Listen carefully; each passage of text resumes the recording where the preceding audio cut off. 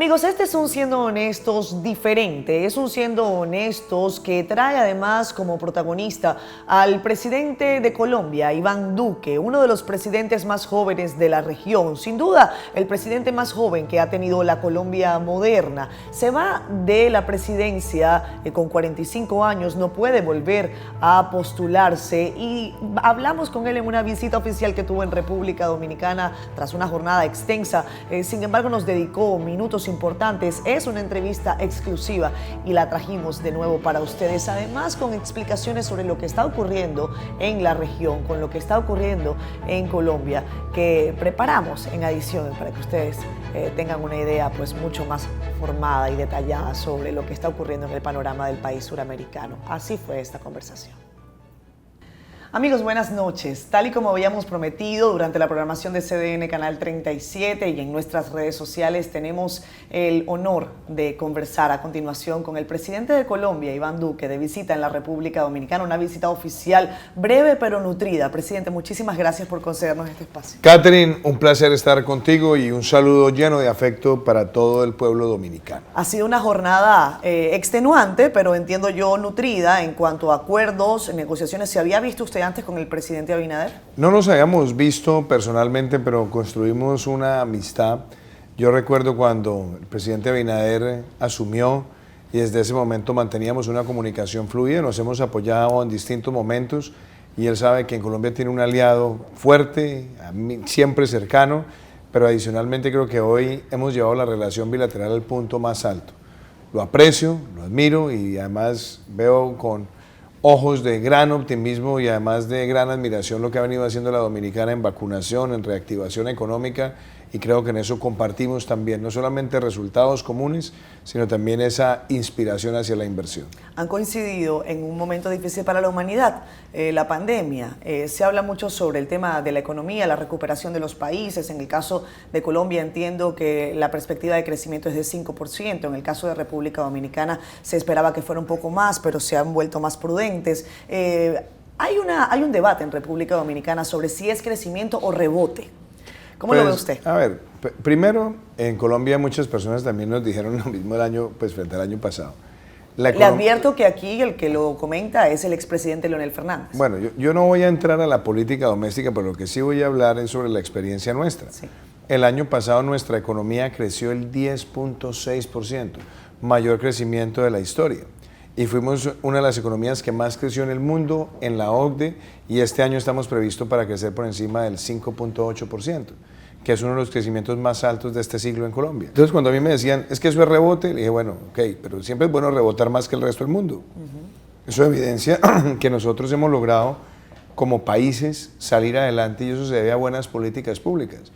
Porque una cosa es crecer y otra cosa muy distinta a rebotar. Lo que ha vivido la Dominicana y ha vivido Colombia es un crecimiento importante, vigoroso, con recuperación de empleo y algo muy importante también, con reducción de pobreza.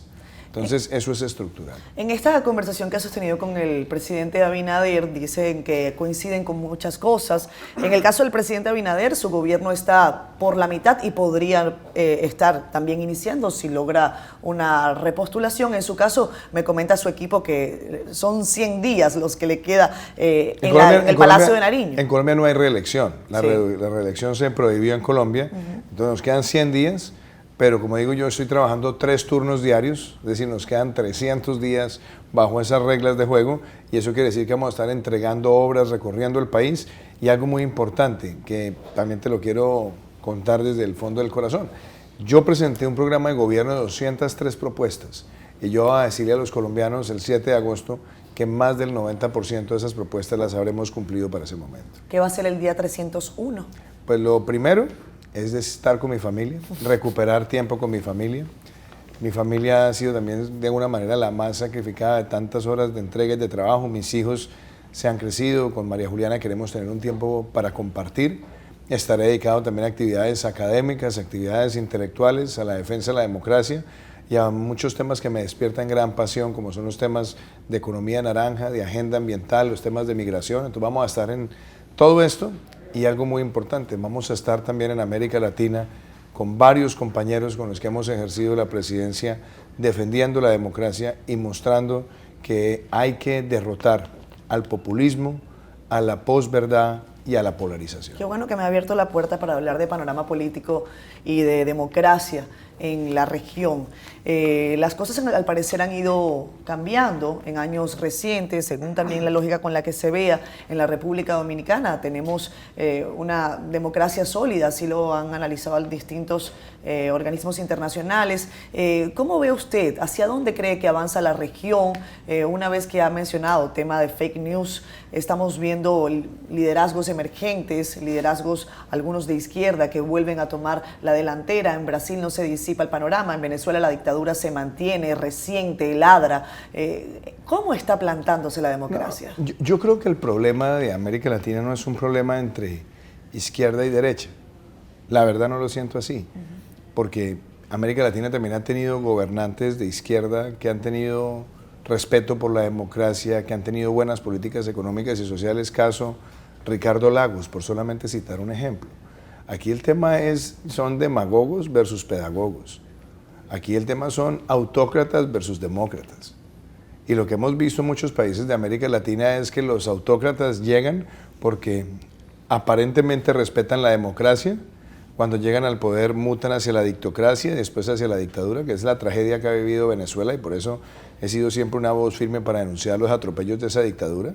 Vemos ahora los copycats de ese modelo, como el caso de Daniel Ortega, y también vemos otros que quieren aspirar al poder en muchos países, buscando la fractura, la polarización, atacando sectores económicos, vendiendo pan para hoy cuando lo que realmente están incubando es hambre para mañana. Y por eso la insistencia en que nosotros tenemos que enfrentar la demagogia, enfrentar el populismo, la polarización y la posverdad, porque ese es el método de ascenso de esos autócratas, que además está bien descrito por Moisés Naim en su último libro, La revancha de los poderosos, donde él habla de esos autócratas 3P. Entonces, creo que cuando nosotros vemos que las democracias están amenazadas por esas 3Ps, tenemos que actuar como sociedades, hay que respetar los partidos políticos, hay que buscar los consensos en las instituciones, pero sobre todo hay que desarrollar políticas públicas que más que popularidad estén pensando en la efectividad. ¿Cómo se identifica a un populista? Pues hay varias características. Primero, son mentirosos compulsivos. Mienten. Y además les encanta mentir impunemente en las redes sociales. Entonces usan las redes para tratar de generar percepciones. Usan esa frase maldita de que percepción es realidad. Entonces toman una mentira y la crecen exponencialmente en redes para atacar a sus enemigos o a distintos sectores. Desprecian la verdad, desprecian los hechos. Entonces ese es un primer indicio de ese autócrata 3P.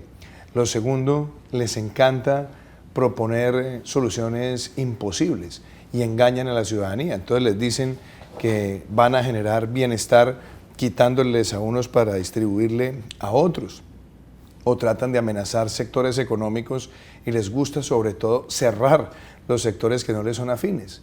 Es más, casi que uno describe a esa patología del autócrata 3P, que lo que no les gusta lo cierra, en lugar de promover el ejercicio de las libertades. Y les encanta hablar de nacionalización, les encanta hablar de estatización.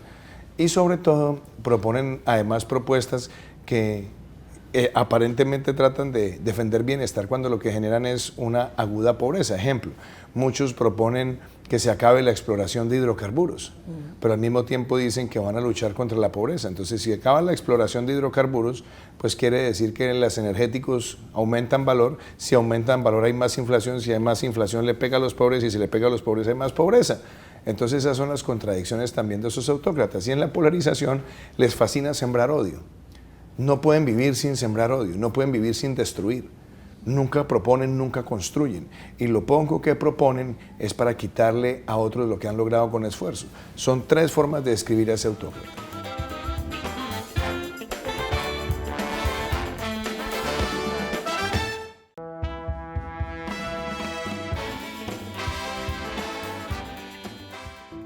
Colombia se someterá en menos de un mes a una de las elecciones más polarizadas de los últimos tiempos.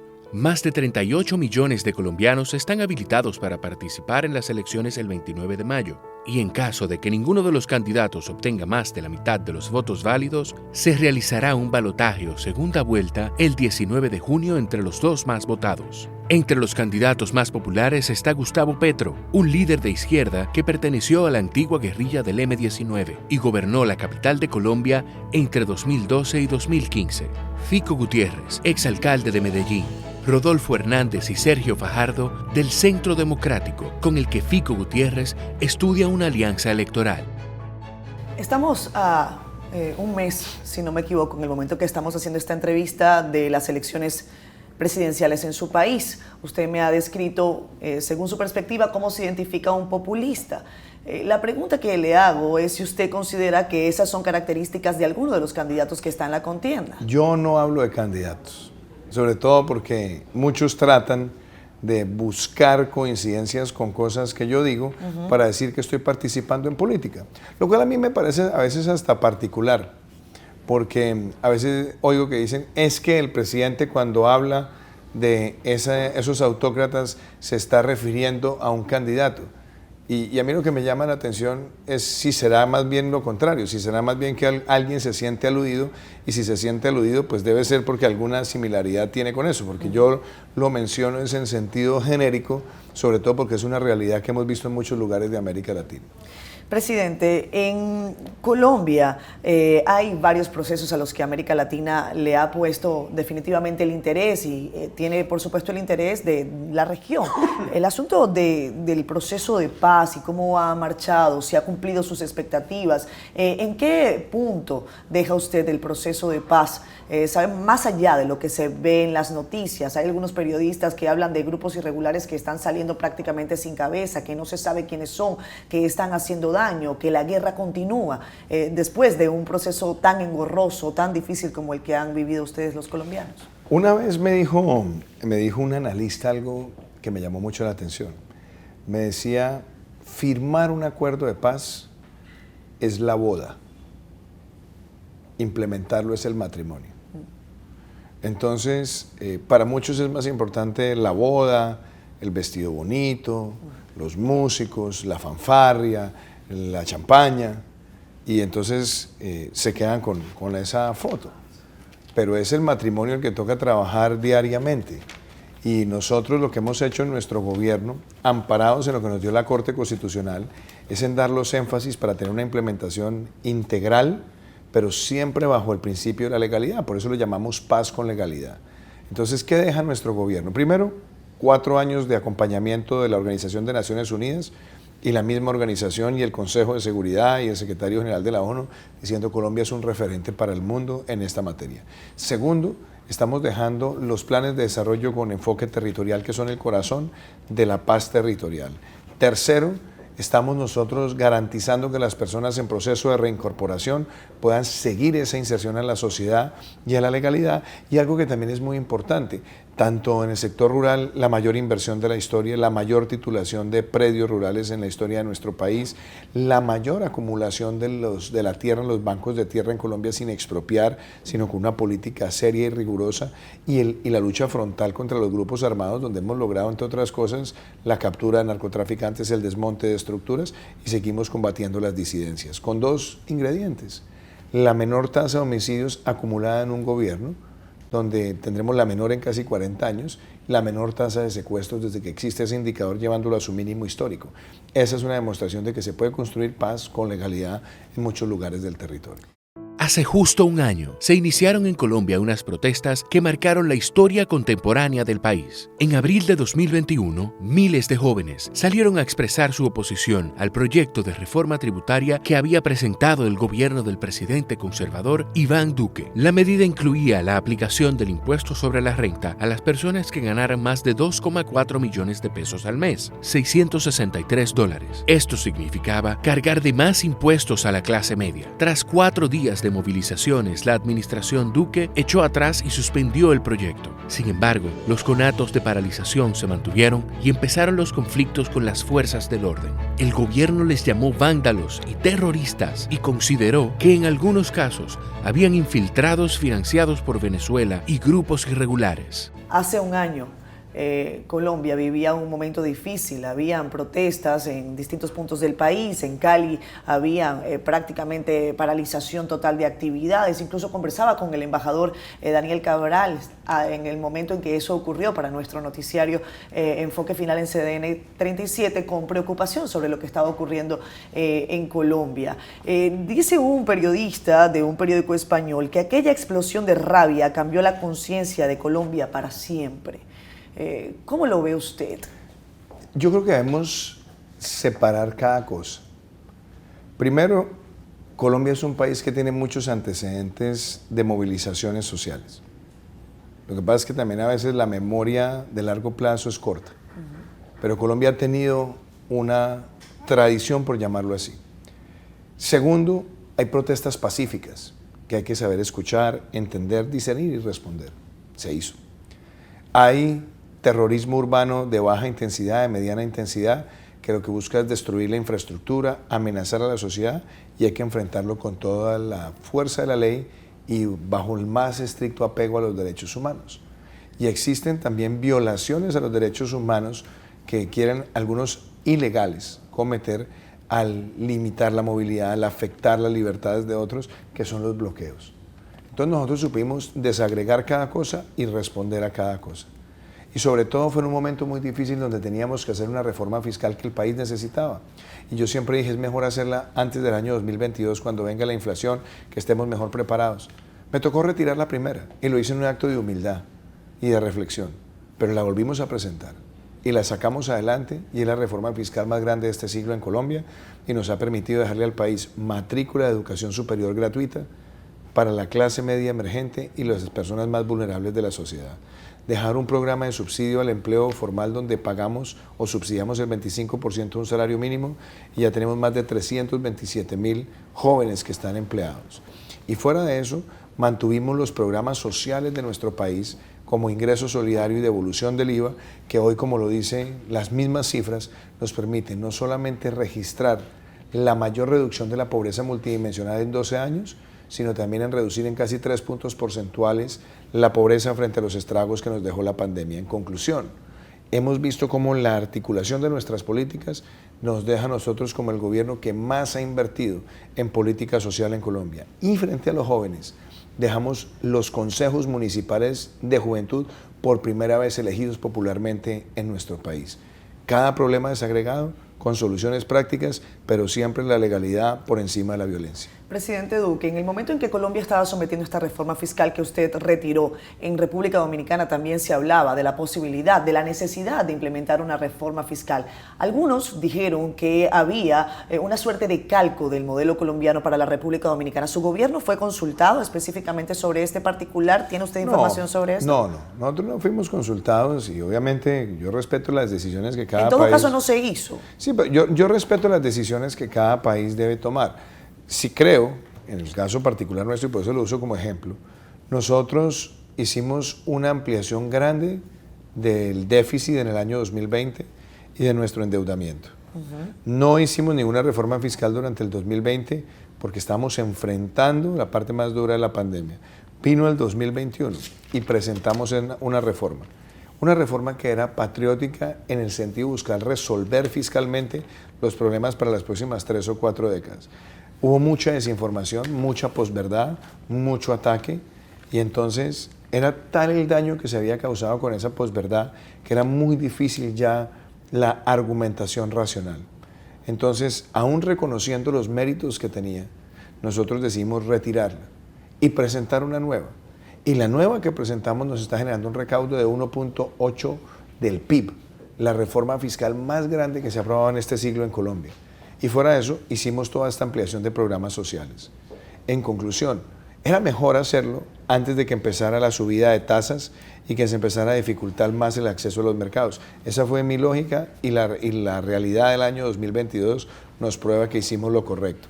Yo respeto cada país, porque cada país tiene su situación, su déficit, sus propias proyecciones, pero es indefectible que todos los países que aumentaron su deuda y su déficit para enfrentar la pandemia, tarde que temprano van a tener que hacer una reforma fiscal.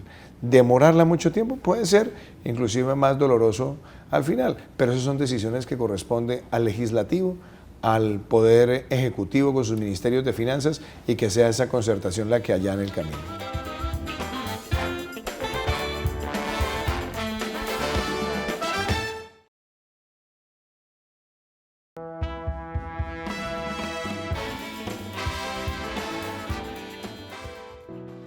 Para nadie es un secreto que las relaciones entre Colombia y Venezuela se mantienen tensas y en divorcio desde que Chávez y Uribe se enemistaron por diferencias expuestas públicamente. La administración de Iván Duque, que ha enfrentado sus propios demonios, entre ellos la falta de compromiso de grupos guerrilleros, el narcotráfico, denuncias de asesinatos de líderes sociales, tuvo también que mitigar el efecto de la crisis humanitaria más severa de la región. Más de 6 millones de venezolanos han huido de la crisis económica, política y social que ha profundizado Nicolás Maduro, y casi un tercio está en el país neogranadino. Por ello, el presidente Duque fue el primero en crear un estatuto de protección temporal en Colombia que permita hacer un proceso de regularización de los migrantes. Desde ese momento, los venezolanos sin papeles en Colombia tienen la posibilidad de entrar en ese régimen de protección por 10 años, hasta formalizar su situación si quieren quedarse.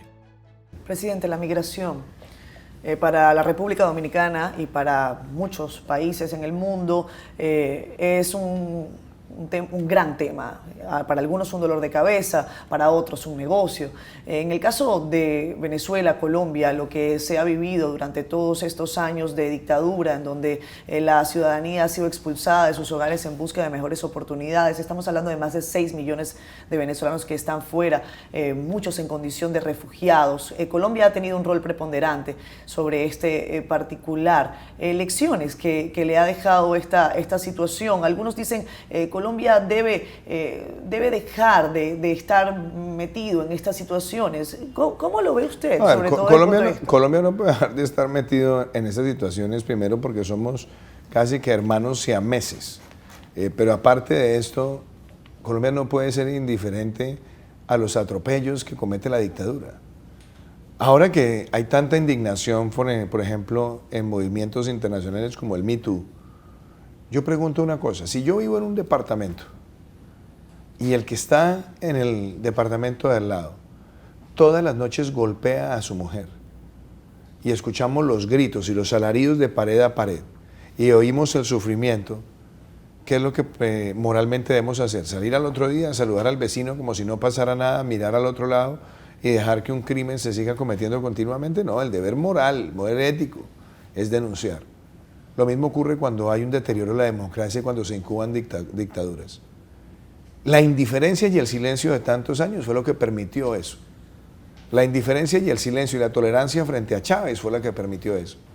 La tolerancia y el silencio frente a Maduro fue lo que permitió eso. Si hubiéramos tenido valentía de muchos presidentes demócratas frente a esos atropellos, hoy seguramente no estaríamos viendo esa tragedia. Y nosotros no hemos actuado solos, hemos actuado dentro de una respuesta multilateral para aislar esa dictadura. Y muchos podrán decir, no, Duque va a terminar el gobierno y no se habrá caído Maduro. Seguramente, posiblemente, pero la lucha no fue en vano, porque a las dictocracias y a las dictaduras hay que enfrentarlas todos los días.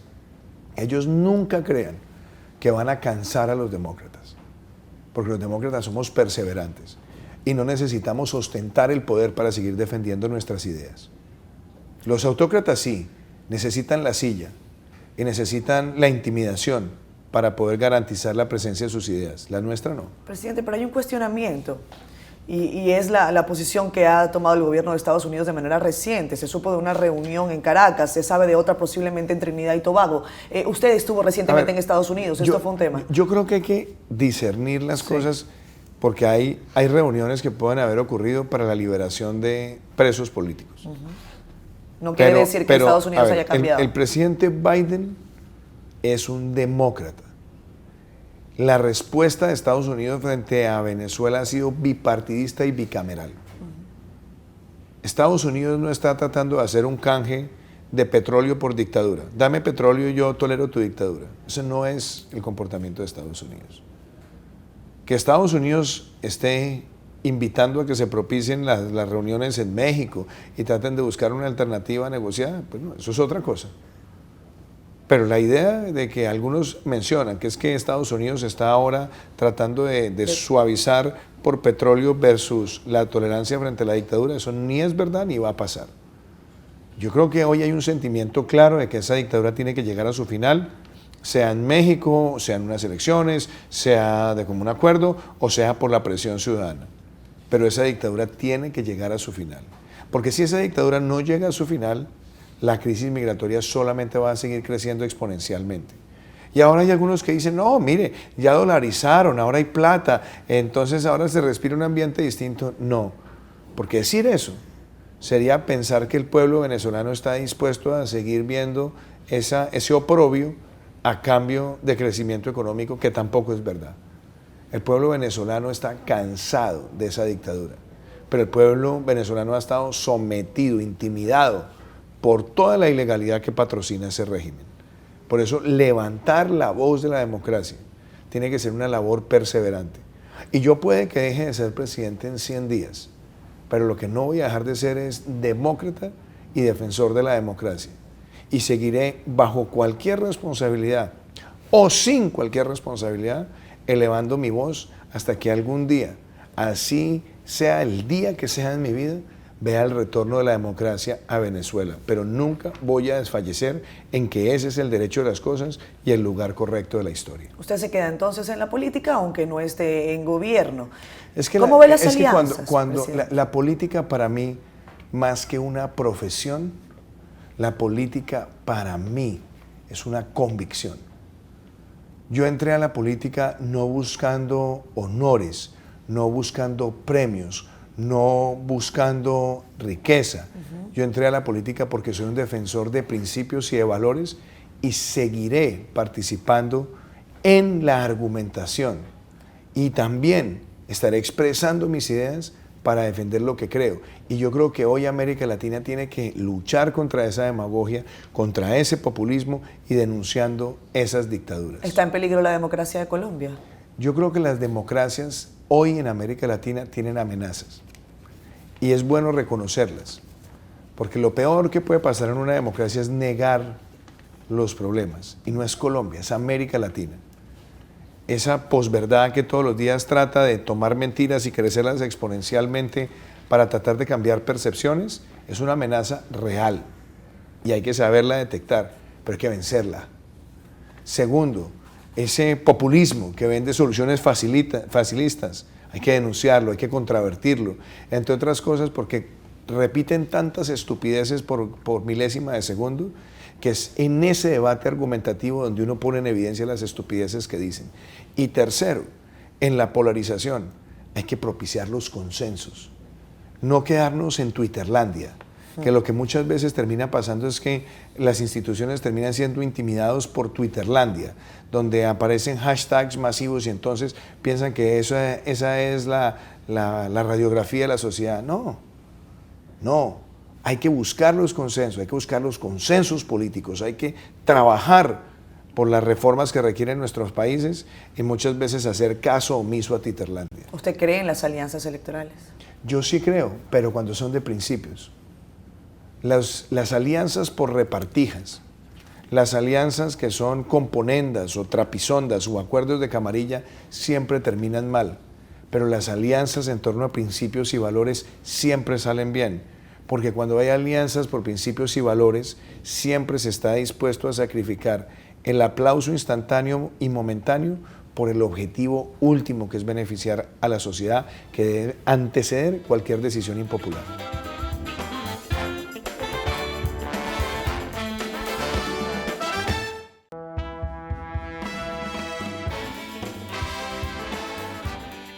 Hoy ha salido una encuesta en Colombia, la encuesta Invamer, me imagino que la revisó. Hay muchas encuestas. En la última encuesta, y usted me dice que no va a hablar de candidaturas específicamente, se habla de un escenario de segunda vuelta, un escenario en donde, doy la información para los que no la hayan visto de la audiencia, Gustavo Petro tendría una intención de voto de 53.4% en segunda vuelta, mientras que Fico Gutiérrez tendría 45.2%, los ponen a 7 puntos. De cualquier manera me ha llamado la atención, no solamente los datos con relación al proceso electoral, de lo que hemos hablado un poco. Dice que ha aumentado su favorabilidad esta encuesta, que ha aumentado su favorabilidad casi en 5%. Usted dice que usted no fue a la política buscando honores, pero casi siempre uno pasa revista de esos numeritos. O uno o los asesores. Alguien le dice, ¿estamos bien o no estamos tan bien? ¿Eso a usted le preocupa, le quita el sueño? Pues es que las encuestas solamente son como termómetros. Y los termómetros pueden cambiar la temperatura por múltiples factores. Sí. ¿A qué es bueno saber la temperatura? Sí, claro que es bueno saber la temperatura. La pregunta es si el termómetro le dice a uno todo. Entonces, o sea, el termómetro es digital o de mercurio, ¿no? Claro, depende. Y si lo tienes debajo de la lengua, si lo tienes debajo del brazo. No me diga en otro sitio. pero eso te va dando pautas. A lo que voy es, uno no puede pelear con las encuestas son. Lo que sí yo puedo decir es que yo nunca he actuado por encuestas. Hace 4 años, cuando yo aspiré a la presidencia, había 2 candidatos que estaban arriba, que se mantenían arriba. Y fíjese cuál fue el resultado. Cuando uno tiene ganas, cuando uno defiende ideas, cuando uno está construyendo, a los que intentan destruir uno los derrota. Entonces, las encuestas a veces dan señales, a veces no. En el caso particular, yo no estoy candidato a nada. Yo lo que quiero es ejecutar mi programa de gobierno. Las encuestas que me hacen en ciudades limitadas a veces me desfavorecen. Cuando se hacen nacionales son muy similares a lo que yo saqué en primera vuelta. A mí lo que más me interesa es el sentido del deber cumplido. Cuando yo veo que tenemos el mayor aumento real del salario mínimo, cuando reducimos la pobreza multidimensional, cuando logramos el mayor crecimiento de la historia, cuando sacamos la matrícula gratis, cuando llevamos las mayores ventas de vivienda de interés social de nuestra historia, cuando tenemos la mayor inauguración de kilómetros en un gobierno. Esas son las cosas que realmente importan. Las encuestas se miran, se analizan. Y yo lo que digo, cuando son malas, se trabaja el triple. Y cuando son buenas, se trabaja el triple. Así que ese es el mensaje que yo he mantenido siempre en mi corazón. Me quedan menos de 5 minutos y me faltan 3 preguntas. Pregúntele si yo soy más bueno. A ver si yo logro reducir esto. Si modifican la Constitución en Colombia y permiten de alguna manera que usted vuelva a candidatearse, ¿lo haría? Yo no contesto preguntas hipotéticas, pero lo que sí te puedo decir es lo siguiente. Mientras yo pueda seguir sirviendo a mi país en cualquier frente, lo haré. Porque a mí lo que me motiva es el amor por Colombia. ¿Con qué no ha quedado usted contento? Hay algunos que señalan que hay cosas que no están claras, por ejemplo, con operaciones militares. ¿Usted ha quedado contento con todas las acciones que ha hecho su gobierno, incluyendo las fuerzas militares de su país en el tema del proceso de paz? Ahí me gusta que me hagas esa pregunta porque sí. ¿Qué han logrado las fuerzas militares en Colombia en este gobierno?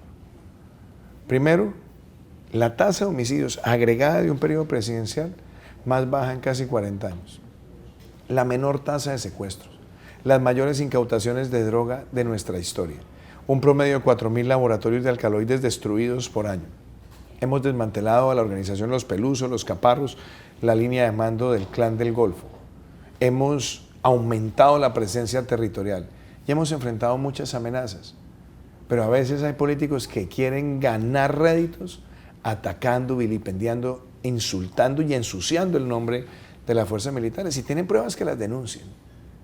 Pero a quienes todos los días se sacrifican por una nación, uno no puede permitir que los agredan de esa manera. Y claro, en nuestro gobierno y bajo mi línea desde el primer día de gobierno, cualquier persona que porte el uniforme, que cometa un delito o que deshonre el uniforme, tendrá esa sanción que será ejemplarizante. Y así también ha sido. ¿Usted está satisfecho? Ahora, yo, y lo digo, más allá de las fuerzas, uno siempre como gobernante quisiera que haya cosas que estén hechas con mayor velocidad. Sí. Y justamente por eso en estos 100 días estoy encima de entregar las obras que nos hemos planteado como gobierno. Seguramente nos quedarán algunas cosas por ejecutar y esas siempre estarán ahí en el faltante.